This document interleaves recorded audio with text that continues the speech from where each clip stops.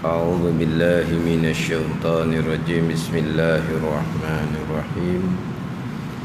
الحمد لله رب العالمين، والصلاة والسلام على سيد المرسلين وعلى آله وصحبه أجمعين.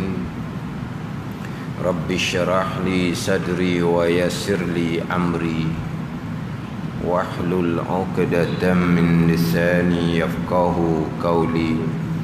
سبحانك لا علم لنا إلا ما علمتنا إنك أنت العليم الحكيم. ولا حول ولا قوة إلا بالله العلي العظيم. Kitab Penawar Bagi Hati, muka surat 40, baris yang keempat daripada bawah. Muka surat 40, baris yang keempat daripada bawah.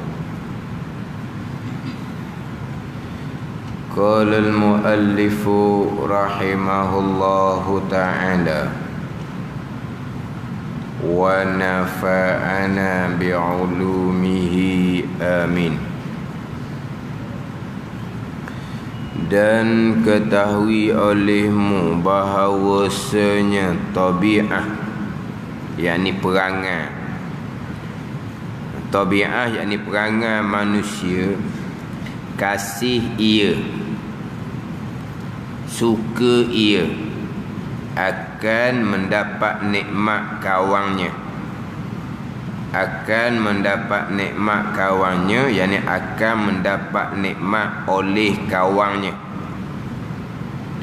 Tiada kasih ia manusia, yakni tiada suka ia manusia akan mendapat nikmat seterunya, akan mendapat nikmat oleh seterunya. Dan benci ia akan yang menyusahkan kawannya, dan tiada benci ia akan yang menyusahkan seterunya. Maka jika tiada kuasa engkau menyamakan, buat serupa antara kawan engkau dan seteru engkau pada kasih dan benci itu, maka hendaklah melepaskan engkau akan diri engkau daripada dosa dengki itu dengan dua perkara. Dan ketahui olehmu bahawasanya tabi'ah perangai manusia ni, kasih ia, suka ia manusia akan mendapat nikmat kawannya, mana akan mendapat nikmat oleh kawannya. Pasal manusia ni, kalau kawan dia dapat nikmat, dia suka, dia kasih. Tiada kasih ia, tiada suka ia akan mendapat nikmat seterunya. Tiada kasih, tiada suka ia apabila seterunya mendapat nikmat. Ini perangai manusia. Kalau kawan dia, orang yang dikasihinya dapat nikmat, tabi'ah manusia ni suka. Kalaulah seterunya dapat nikmat, tabi'ah manusia ni tak suka, tak kasih. Dan benci ia akan yang menyusahkan kawannya. Tabi'ah manusia ni benci, tak suka akan perkara yang menyusahkan kawannya. Kalau kawannya ditimpa balak contohnya, dia benci dengan bahawa tak suka di sini, tak suka, duka cita dia apabila kawannya itu susah. Ini tabiat manusia. Benci di sini bukan kata benci akan qada Allah, kawan dia dapat susah, bukan. Dengan bahawa tabiat manusia ni, bila kawan dia dapat susah, dia jadi duka cita samalah, tak suka kawan dia dapat susah. Tiada benci ia Tiada benci ia akan yang menyusahkan seterunya. Biasa manusia ni kalau seterunya dapat kesusahan, dia tak benci. Bukan terkadang dia suka pula dah, berkenan pula. Kalaulah seterunya dapat dapat susah. Ini dicerita tabiat manusia. Jadi kita masih lagi pembicaraan berkaitan dengan sifat kecelaan yang keempat, iaitu dengki. Dengki ni cita di hati supaya hilang nikmat daripada orang lain. Yang mana dengki ni haram serta dosa besar. Dengki ni membatalkan pahala kebajikan kita. Kemudian dengki ni dimurkai oleh Allah Subhanahu wa taala, kerana dengki ni seolah-olahnya dia tidak redha dengan qada Allah Subhanahu wa taala, yang mana nikmat orang lain, nikmat yang dapat pada orang lain, yang hati orang dengki ni cita supaya hilang, nikmat tu qada Allah Subhanahu wa taala. Jadi apabila hati cita supaya nikmat orang itu hilang, nikmat yang diqadakan oleh Allah, jadi orang dengki ni orang yang tak berkenan dengan qada Allah Subhanahu wa taala. Nikmat yang pada orang lain ni adalah pembahagian yang telah dibahagi oleh Allah pada azal lagi dah. Hak sesok ni orang ni dapat nikmat daripada Allah Subhanahu wa taala. Bila cita dia hati supaya nikmat tu hilang, berarti dia tidak suka dengan pembahagian yang dibahagi oleh Allah Subhanahu wa taala. Betulah, bukan kata dengki ni setakat haram dosa besar, dengki ni membatalkan pahala kebajikan, bukan dengki ni dimurkai oleh Allah kerana dosa besar tu dimurkai dah. Dimurkai laginya kerana dengki ni dia tidak suka, tidak puas hati dengan qada Allah dan pembahagian nikmat daripada Allah Subhanahu wa taala. Kemudian macam manakah cara untuk berubat penyakit dengki ni? Berubat sakit dengki ni dia campur antara ilmu dan amal. Ini semua adalah susunan Imam Ghazali rahimahullah. Dengan ilmu kita mengetahui akan hukum dengki, dan dengan ilmu kita mengetahui bahawa dengki ni memudaratkan diri kita sendiri, memudaratkan diri kita sendiri, memudaratkan dunia kita sendiri, memudaratkan agama kita sendiri. Dunia kita mudarat kok mana? Dunia kita mudarat kerana hati kita sentiasa sentiasa sakit hati, sentiasa susah hati. Kenapa? Kerana yang kita dengki itu nikmatnya tidak hilang. Bahkan terkadang nikmatnya lagi banyak orang yang didengki itu dapat. Jadi tiap-tiap kali orang yang didengki itu dapat nikmat, hati dia bertambah sakit semua, bertambah susah hati semua. Inilah dipanggil kesusahan yang sebesar-besar kesusahan yang memudarat akan diri orang tu, orang dengki itu sendiri di dunia. Berapa hati dia duk serabu tengok orang lain dapat nikmat. Dapat nikmat dia disusah hati, dapat nikmat dia susah hati. Ini apa panggil apa? Mudarat diri pada dunia, mudarat diri pada agama. Kita fahamlah sebab apa? Sebab dosa besar, batal pahala kebajikan kita. Seolah-olahnya kita ni benci, tidak redha dengan qada Allah Subhanahu wa taala. Itu binasa dunia agama kita. Adapun orang yang didengki tak ada apa-apa, tak ada mudarat dunia orang yang didengki.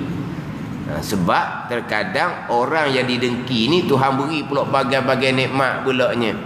Sebab orang yang didengki ni adalah orang yang dizalimi lah, kalau dikira dizalimi.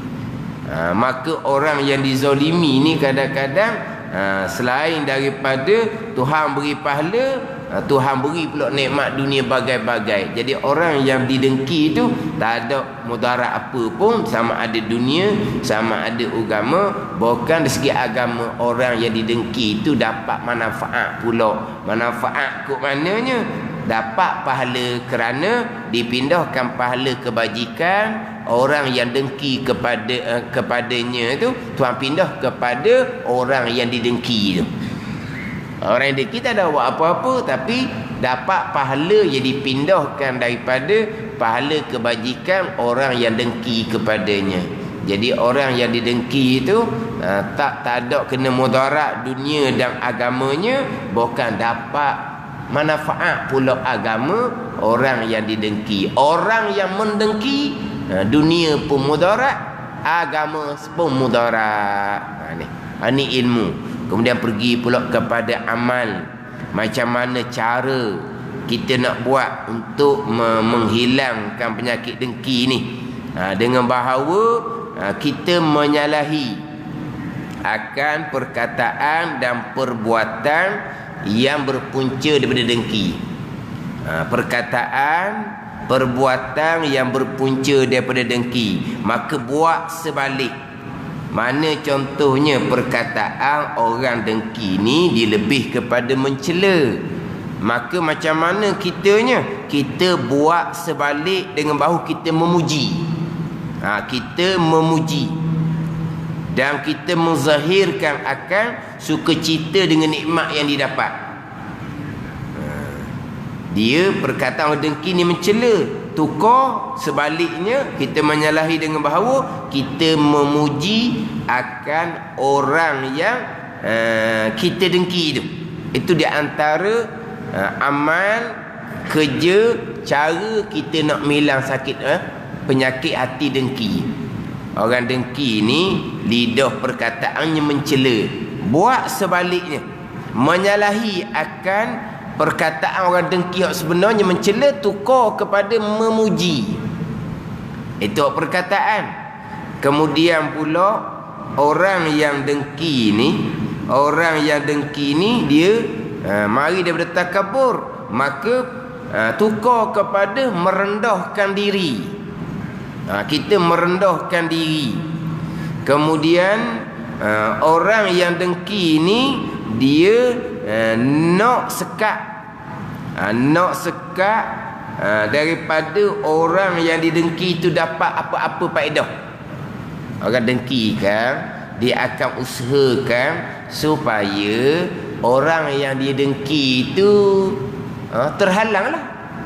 Didengki seseorang tu dapat nikmat apa, maka dia perbuatan orang dengki ni dia akan usahakan supaya nikmat tadi tidak dapat lagi dah kepada orang yang ia dengki. Maka buat sebaliknya dengan bahawa kita tolong dia biar dia dapat nikmat tu.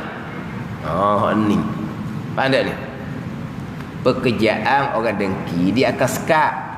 Kan dia tak puas hati kan, dia cerita supaya orang lain hilang nikmat. Jadi perbuatannya diusahakan supaya nikmat tu tak dapat pada orang dengki.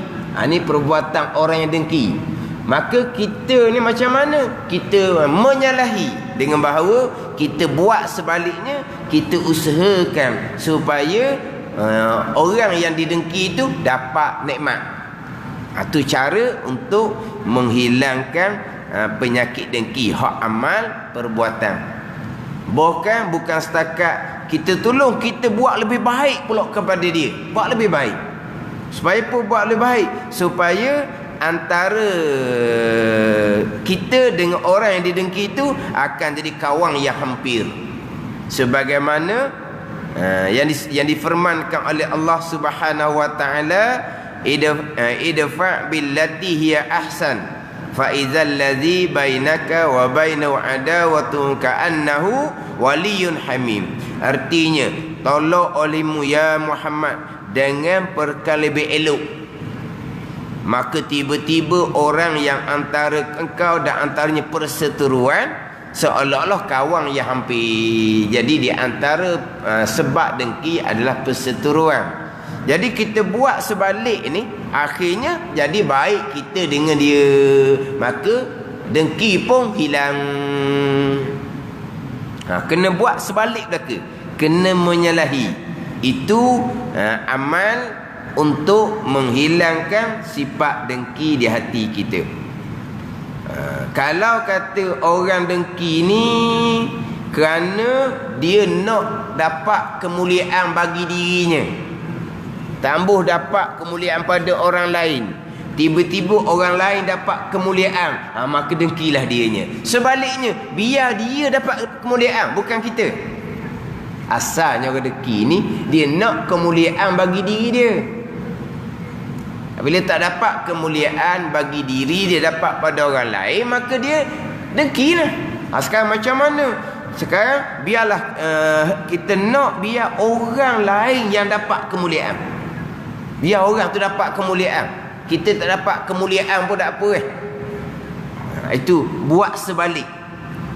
Contohnya, orang dengki ni berpunca daripada takut dia tak dapat satu-satu tujuan, satu-satu maksud.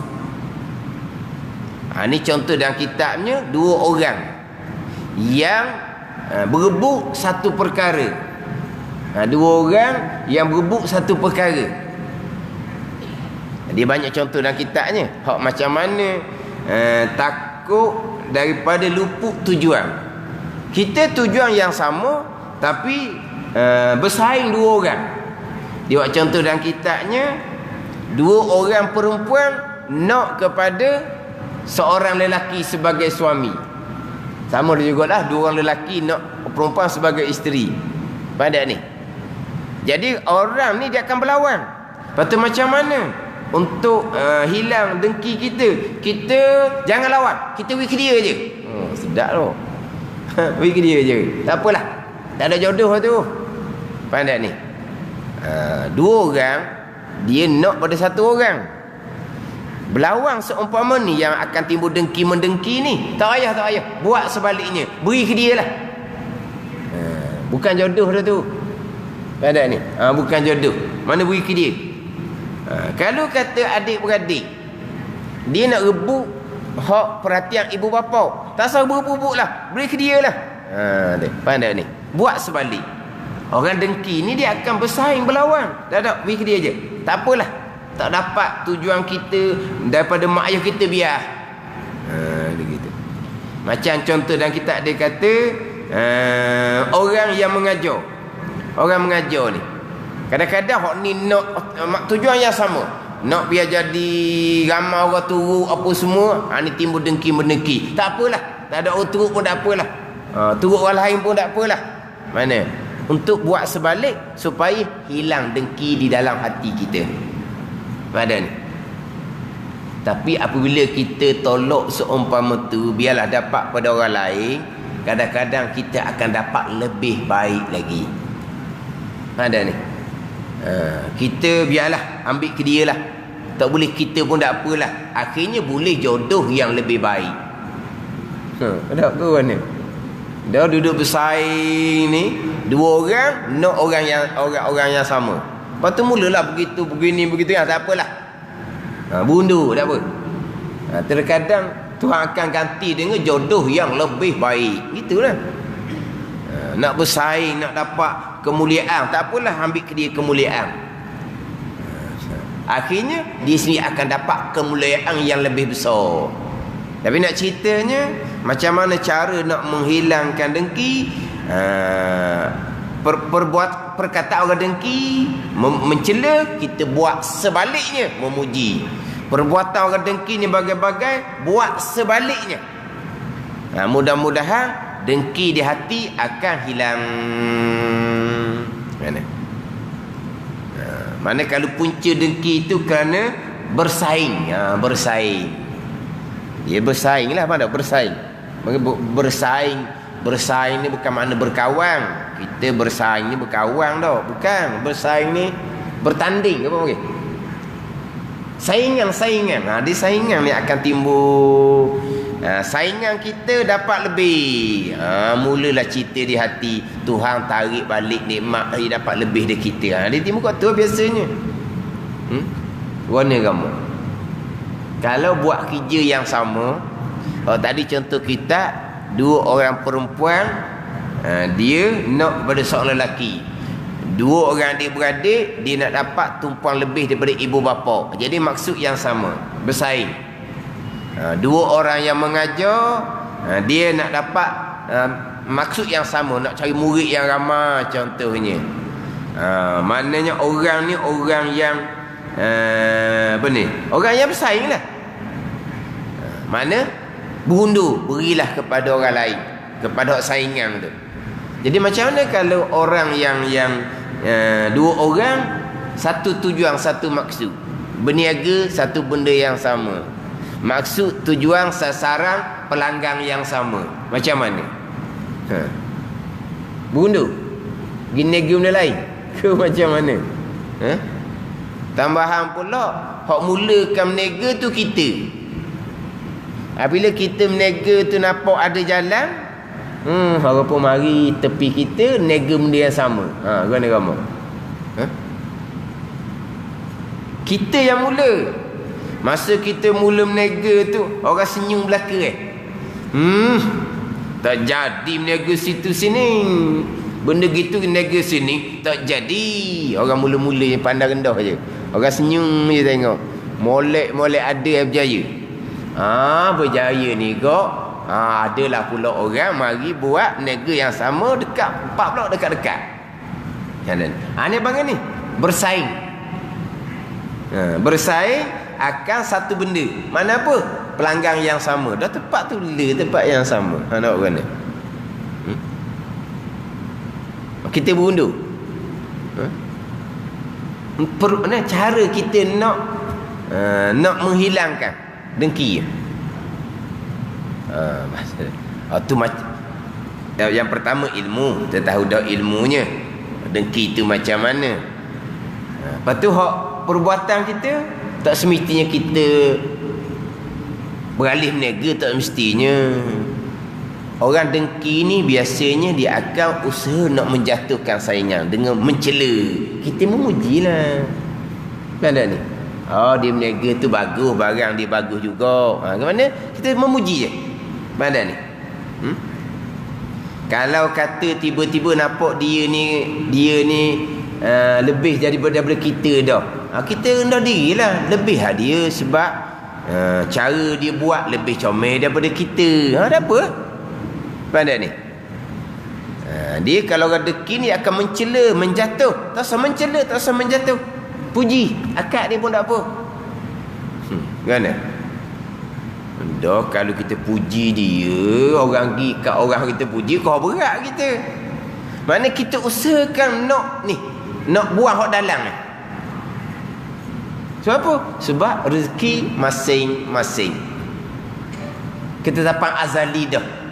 Tidak lebih dan tidak akan jadi kurang hak azalinya. Tetap dah. Pada ni. Tu kena mujahadah sungguh tu. Sebab apa? Sebab saingan yang nyata. Akhirnya sebelah kita ni tak berapa nak ada orang. Kita asal tak ada orang. Sebelah tu penuh, tak ada tepat, barulah mari dekat kita. Mari dekat kita pula bunyi pula. Kita tak mari sini dah sebelah tu penuh. Warna kamu. Dah lah. Dia tempat tu penuh, dia mari tempat kita, dia bunyi pula. Kena sini tak sedap sini. Warna kamu.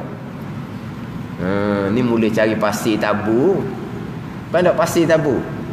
Bukan pasir orang buat rumah batu tu tabu, pasir benda lain lah. Ni jadi ni. Ni khianah. Khianah ni berat main bomo main apa ni, orang ni nak terbabit dengan perbuatan syirik. Nak terbabit dengan perbuatan syirik. Ni berat ni. Pada ni. Lepas tu ilmu kena ada, lepas tu amal kita, pekerjaan kita macam mana untuk menghilangkan sifat dengki. Ambillah. Dan ketahui olehmu bahawasanya tabiat perangai manusia ni, kasih ia akan mendapat nikmat kawannya, tiada kasih ia akan mendapat nikmat seterunya, dan benci ia akan yang menyusahkan kawannya, tiada benci ia akan yang menyusahkan seterunya. Ini perangai manusia. Kalau kawan dia dapat nikmat, dia suka. Kalau seteru dapat nikmat, dia tak suka. Kalau kawan dia dapat perkara yang menyusahkan, dia benci, dia duka cita. Kalau seterusnya dapat perkara yang menyusahkan, dia tidak benci, tidak duka cita, bahkan disenyum pulaknya. Ini tabiat manusia. Pada ni. Maka jika tiada kuasa engkau menyamakan antara kawan engkau dan seterus engkau pada kasih dan benci itu. Kita nak sama tak boleh. Kawan kita dapat nikmat, kita suka. Buat samalah. Seteru kita dapat nikmat pun buat suka jugalah. Tak boleh nak buat sama. Kalau kawan kita dapat kesusahan, kita benci, kita pun duka cita. Seteru kita dapat kesusahan pun buat samalah juga. Kita benci, kita duka cita jugalah. Seteru kita dapat kesusahan, biar jadi sama. Maka jika tiada kuasa engkau menyamakan antara kawan engkau dan seterus engkau pada kasih dan benci itu, tak boleh nak sama.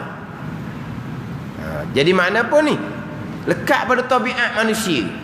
Ni tabiat manusia asal, gitulah perangai dia nya.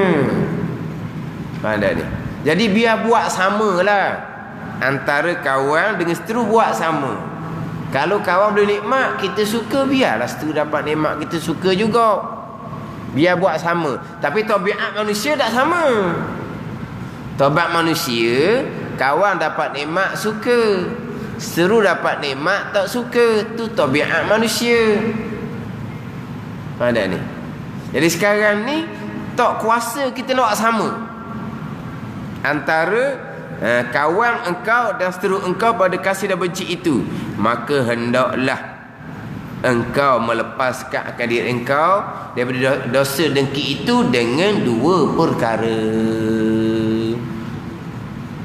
Dia kalau tak boleh buat seumpama ni, kalaulah seteru dapat nikmat tak suka, tak berkenan.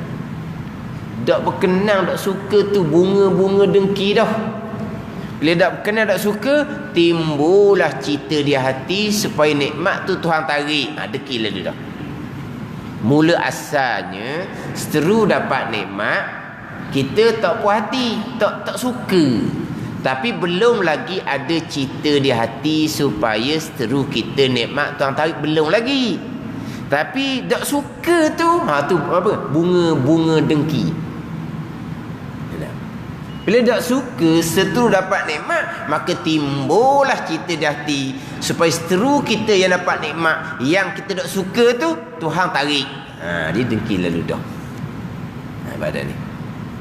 Jadi kalau tak boleh nak sama juga, macam mana nak melepaskan diri daripada dosa dengki itu?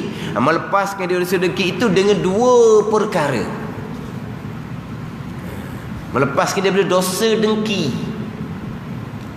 Makna di sini dengki itu masih lagi ada. Tapi nak melepaskan daripada dosa dengki.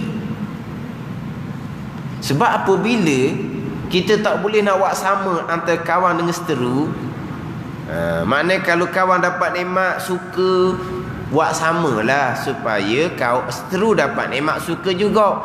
Bila tak kuasa nak buat sama tu lah, akan balik pada tabiat manusia hak asal. Seteru dapat nikmat, kita tak suka. Tak suka ni lah, dia akan pergi kepada cita datilah nikmat jadi dengki. Macam mana kita nak melepaskan pula daripada dosa dengki? Nak melepaskan dosa dengki dengan dua perkara. Mana yang pertama? Yang pertama, bahawa tiada engkau zahirkan akan dengki itu dengan lidah engkau dan dengan anggota engkau dan segala pekerjaan engkau yang bahasa ikhtiar, bahkan menyalahi engkau dengan lidah dan anggota engkau akan yang tersebut daripadanya, seperti yang telah terdahulu. Yang pertama dari dua perkara untuk melepaskan diri daripada dosa dengki adalah bahawa tiada engkau zahirkan, engkau menzahirkan akan dengki. Dengki mana ni? Dengki ni di hati. Ceritalah nikmat. Jangan menzahirkan dengan lidah engkau. Lidah macam mana? Orang dengki lidah dia mencela, menjatuhkan. Tu lidah orang dengki. Dia bodoh lah. Supaya apa? Supaya orang yang ia dengki itu nikmat dia hilang. Ada ni. Jangan menzahirkan di lidah. Jangan. Dengki ada di hati, tapi jangan zahir di lidah. Hak di hati tu kena mujahadah lah supaya hilang dengki tu. Tapi lidah jangan zahir. Dan dengan anggota engkau. Anggota pun jangan. Ada ni. Dan dengan segala pekerjaan engkau yang bahasa ikhtiar. Hak perbuatan bahasa ikhtiar ni lah. Perbuatan bahasa ikhtiar ni orang dengki kok. Dia pisahlah macam-macam cara pun. Jangan menzahirkan pada perbuatan hak bangsa ikhtiar tu. Jangan tiada menzahir ni, bahkan menyalahi engkau dengan lidah dan anggota engkau akan yang tersebut daripada dengki tu. Mana? Seperti yang telah terdahulu. Mana telah terdahulu? Hak kita bicara hak musrah 40 tu lah. Mana yang terdahulu? Yang terdahulu tu kan hak ada pun obat bangsa amal tu, iaitu bahawa mengetahui akan hukum dengki dan akan perkataan dan perbuatan yang menyebabkan akan dua oleh dengki. Perkataan, perbuatan hak berpunca daripada dengki ni, maka menyalahi ia akan kedua. Ni menyalahi. Ni yang telah tersebut dahulu. Menyalahi. Kita menyalahi lah macam sebut tadi lah. Perkataan orang dengki ni mencela. Kita menyalahi dengan kita memuji. Mana menyalahi akan perkataan dan perbuatan pekerjaan orang yang dengki. Mana pekerjaan yang bangsa ikhtiar tu, pilihan tu. Orang dengki kan perbuatan, perbuatan adalah perbuatan siapa tahap khianat. Itu pekerjaan yang bangsa ikhtiar. Yang bangsa ikhtiar ni hak sengaja di hati, hak pilihan hati. Jangan zahir. Deki di hati, deki di hati. Tapi jangan zahir siapa di pekerjaan kau hak bangsa ikhtiar, hak pilihan. Pilihan orang dengki macam-macam caralah nak menjatuhkan. Jangan menzahirkan, bahkan menyalahi. Buat sebaliknya. Pekerjaan hak bangsa ikhtiar, orang dengki nak jatuh. Maka kita jangan jatuh, kita naik. Pekerjaan hak bangsa ikhtiar, usahakan jatuhlah. Kalau kata orang nego, usaha supaya tak laku perbuatannya. Tak okeylah, macam-macam caralah perbuatan dianya. Jangan menzahirkan di perbuatan. Bukan kata tiada menzahir saja, bahkan menyalahi. Buat sebaliknya. Buat sebaliknya. Pekerjaan hak bangsa ikhtiar, orang dengki dia akan usahakan supaya hak berat lagi tu, khianat tu berat sangat tu. Jangan zahirkan. Duduk dalam hati je, diam je. Mulut jangan bunyi, pula jangan menzahir di anggota engkau, jangan zahirkan di segala pekerjaan engkau hak bangsa ikhtiar. Bahkan menyalahilah. Buat sebaliknya. Buat sebalik macam sebut tadi. Kalau kita bicara hak minggu lepas tu, buat sebaliknya.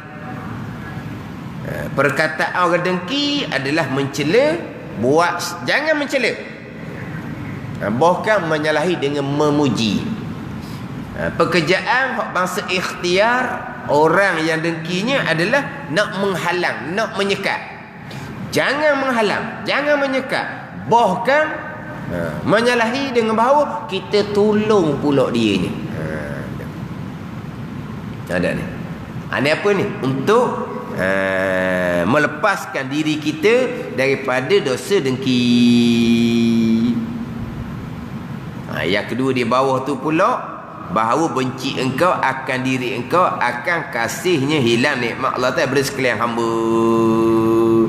Jadi kita dak kenang sangat-sangat, benci sangat, apalah hati ni yang jadi cerita di hati supaya orang hilang nikmat. Kenapa? Maknanya itu jalannya yang kedua.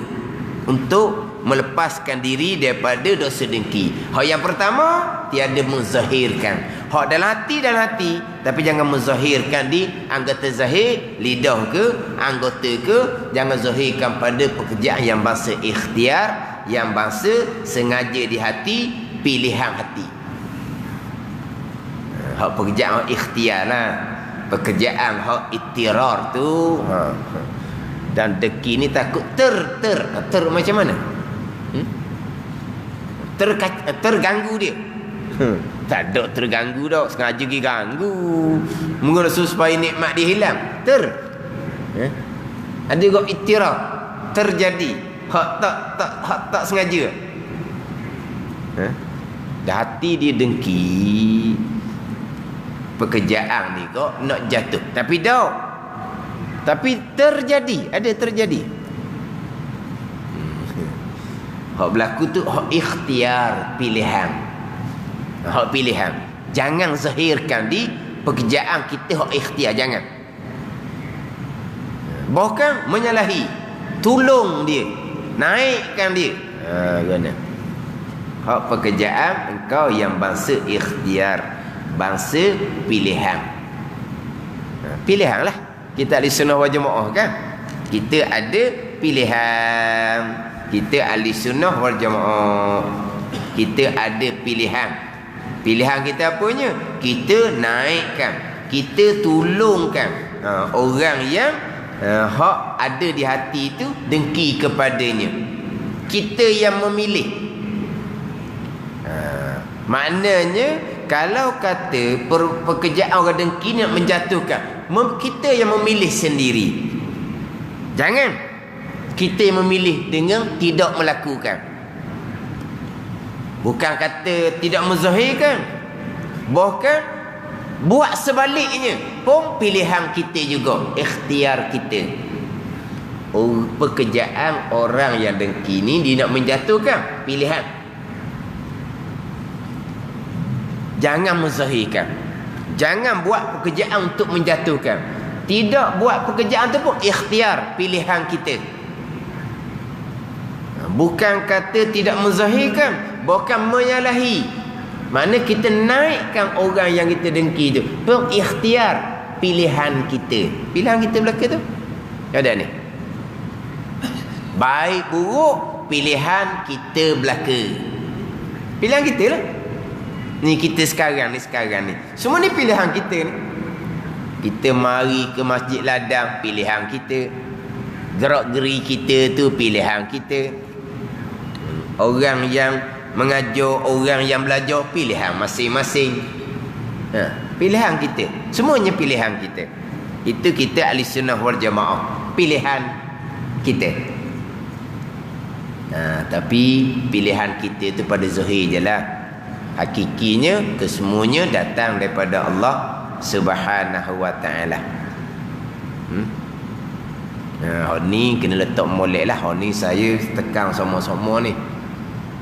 Memanglah kita kata pekerjaan tu bangsa ikhtiar, pilihan. Tapi kadang-kadang sebut kata pilihan-pilihan ni, kita tak boleh berhenti setakat tu. Kita kena lanjutkan, kita kena tekan balik. Kena tekan balik. Pilihan tu pilihan mutlak ke? Pilihan sungguh-sungguh ke? Hakikinya tak ada pilihan pun. Sekalian qada qadar. Tu je lah. Dia dulu-dulu ni bab ni rekah-rekah je. Hospital lalu cukup dah. Masa saya ngaji dulu pun hospital lalu je. Pilihan kita. Tapi pilihan kita pun hak Tuhan belaka. Gitu. Kita pun pegang. Tak ada banyak soal. Wajib berpegang tu kita ada pilihan. Kita pun berpegang, kita ada pilihan. Kita ada pilihan, wajib kita berpegang. Tapi hakikinya tak ada pilihan tu hak Tuhan belaka. Kita peganglah. Tak ada. Wajib pegang ada. Hakiki ikhtiar ni barang tak ada. Tak ada soal. Gitu je lah. Senang je. Orang sekarang ni dia belik-belik. Dia main ikut akal dia. Kalau kita wajib berpegang, ada pilihan, ada sembuti nak. Barulah pegang ada. Tak ada. Hak Tuhan belaka. Dah tak ada pegang ada apa. Dia lawang, dia main pasal tu. Kadang-kadang mari hak pasal gitu, orang mengaji pun tak pandai nak jawab. Sebab apa? Sebab dalam pengajian tak ada hak timbul soalan gitu. Belajar ni belajar secara senang je. Secara lacar licin je. Mari orang hak jenis letang tak pandai. Kalau benda tu dalam mengaji pun timbul dah letang-letang kan. Kalau gini warna, maka kita mudah nampaklah macam nak pelepah, macam nak memperjelaskan. Tapi bila kita ngaji ni selain jalan hal ni licin gitu je, mari hak jenis persoal begitu, persoal begini, kadang-kadang orang mengaji pun tak reti nak pelepah, tak reti nak memperjelaskan. Sebab apa?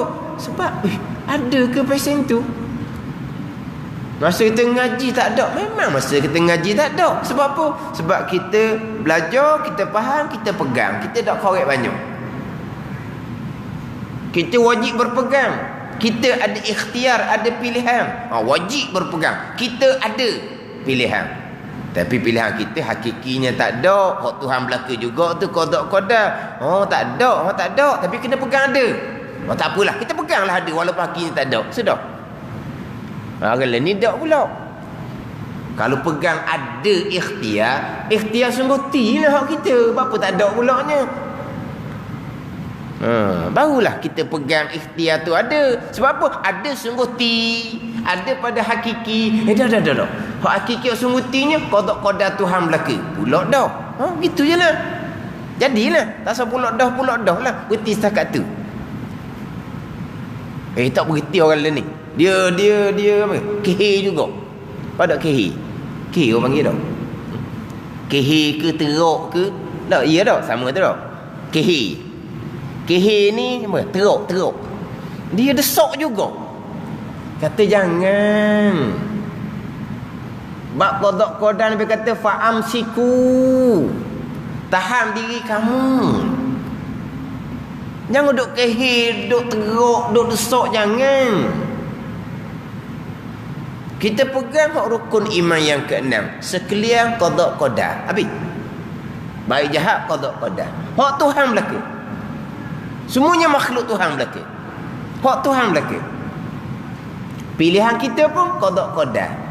Pilihan kita pun makhluk Allah. Sekarang tu sudah. Usaha kita qada. Usaha kita makhluk Allah. Pandai ni. Bukan ikhtiar kita. Terdetik di hati kita pun qada. Terdetik di hati kita pun makhluk Allah.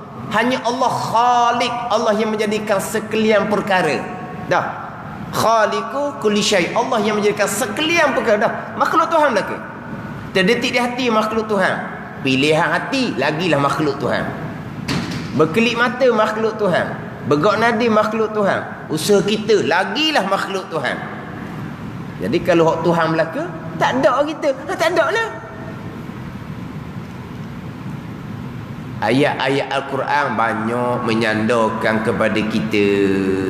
Iyyaka na'budu wa iyyaka nasta'in. Akan dikau kami yang sembah. Ada ayat sandar kepada kami yang sembah. Kita wajib berpegang. Kami hamba ni ada pilihan dan perbuatan. Apa kan?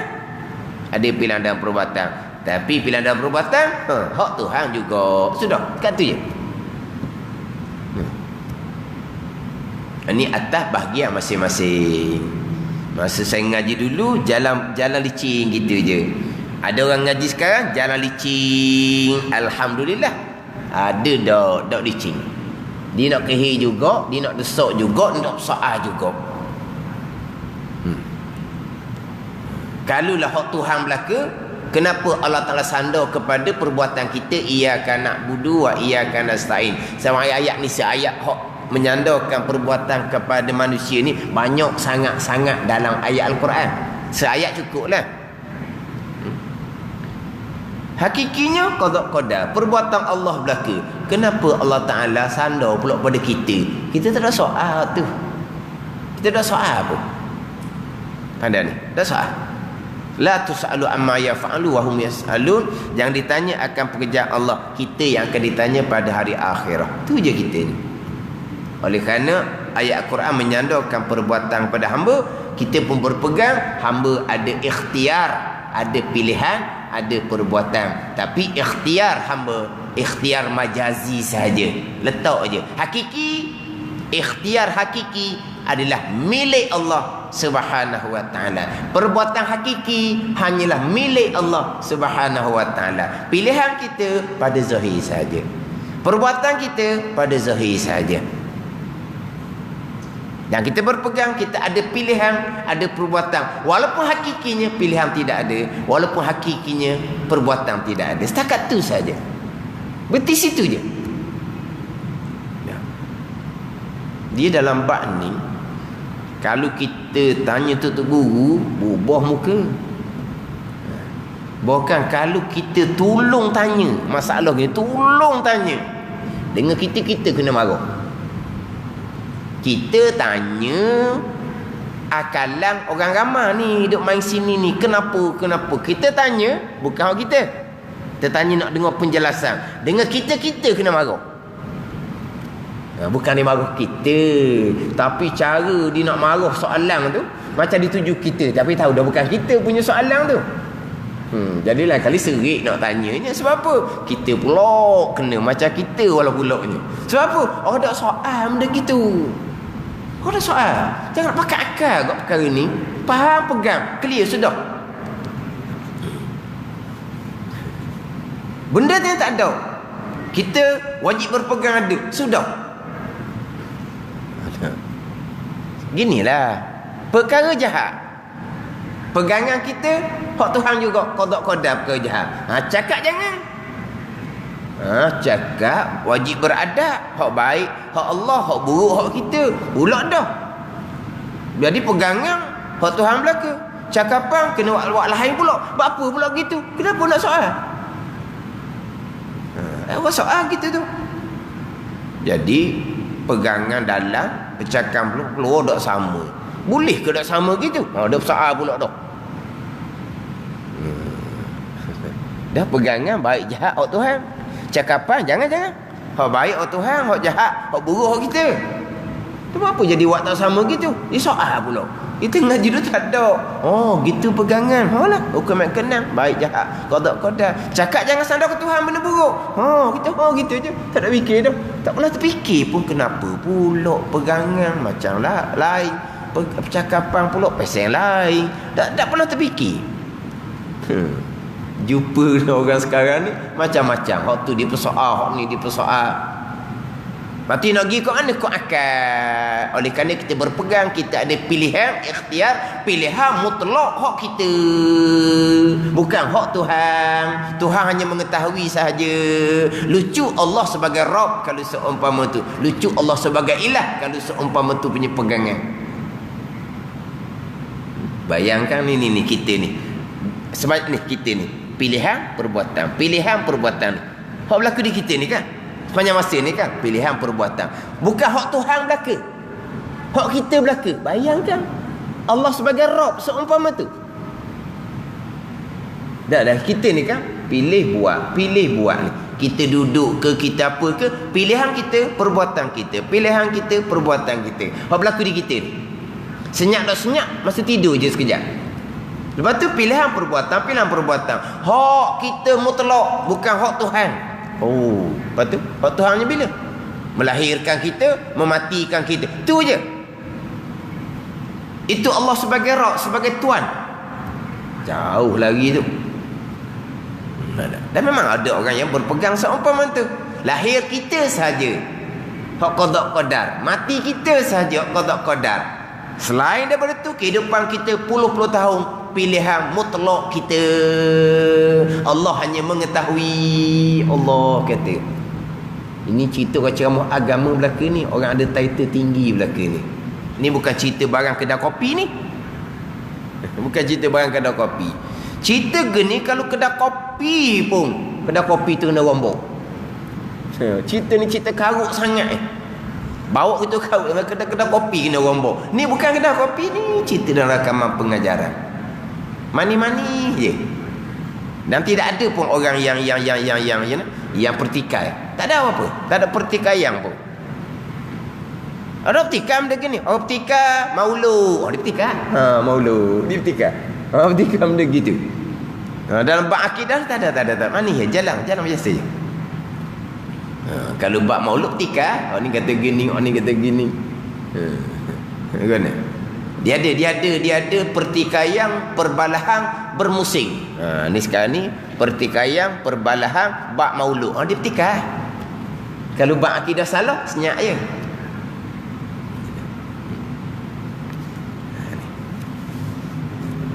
Pelik-pelik. Tapi akalan dia tu, kita dengar pun kita tak terfikir gitu. Maknanya hak dipikir tu memang logik. Macam ni nak perjelaskan macam apa logik akal ni. Kita berpegang ada pilihan. Kalau kita berpegang ada pilihan, ada sungguh-sungguh lah baru ya. Dah. Tak ada hakikinya. Tak ada. Lepas tu wajib berpegang ada. Dah ada kedak sebenarnya. Hak kita tak ada hak Tuhan belaka.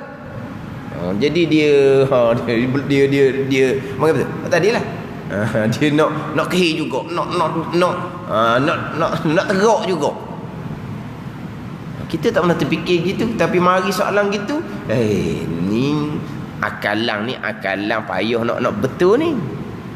Kita mengaji secara aman je kita mengaji, licin je.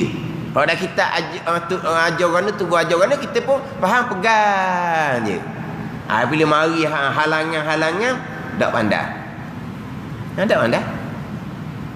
Ada ni. Ni kena cermat molek lah. Memanglah kita berpegang. Pekerjaan tu pekerjaan bangsa ikhtiar, pilihan hati. Wajib berpegang, kita ada pilihan dan perbuatan. Wajib berpegang, tidak berpegang terundur jadi jabariyah, akidah yang terpesong.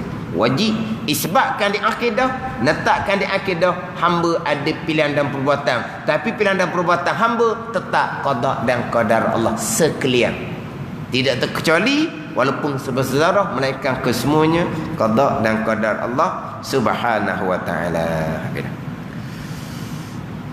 Inilah makna sabda Rasulullah sallallahu alaihi wasallam, salatun lam taslam minha hazihil ummatu al-hasadu waz-zannu wat-tiyaratu ala unabbiukum bil makhraji minha iza zanantu fala tuhaqqiq wa iza zananta fala tuhaqqiq wa iza hasatta fala tabghi. Ni hadiah Nabi. Wa iza tatayyarta famdi. Wallahu a'lam. Bismillahirrahmanirrahim. Alhamdulillahirabbil alamin wassalatu wassalamu ala sayyidil mursalin wa ala alihi washabbihi ajma'in. Allahumma iftah alaina futuhal arifin. Allahumma allimna ilma aqdamin wa fahimna famasabikin warzuqna ruqat talibin. Allahumma zidna ilman wa alhiqna bis salihin. Wa sallallahu ala sayyidina Muhammadin wa ala alihi wa sahbihi wa sallam. Walhamdulillahi rabbil alamin.